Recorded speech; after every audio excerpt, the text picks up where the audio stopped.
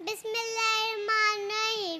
किस शान से अल्लाह ने उतारे हैं मोहम्मद, किस शान से अल्लाह ने उतारे हैं मोहम्मद। हर दौर में हर शख्स को प्यारे हैं मोहम्मद। नबी सल अज़करम और मेरे अजीज साथियों, अस्सलाम वालेकुम। आज मुझे जिस मौजू पर लब को शायर करने का मौका मिला उसका उन्वान है सीरतुल नबी सल्लल्लाहु अलैहि वसल्लम।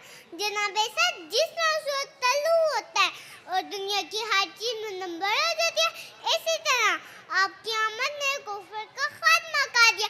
हमारे आका वो हैं जिन्हें इंसान तो इंसान पत्थर भी सलाम करते हैं। वो हैं जिन्होंने अपने काफिरों को भी सीने से लगा। अल्लाह ने आपको सिखा ये सोइल तो मैं नहीं बल्कि चलो सोइल तो मैं फरमा।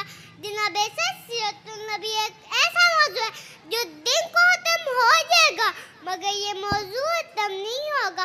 जिंदगियां बीत गई कर हम टूट गए, जिंदगियां बीत गई कर हम टूट गए, लेकिन तेरा साफ का एक बात भी पूरा ना हो सका। जज़ाकल्लाह।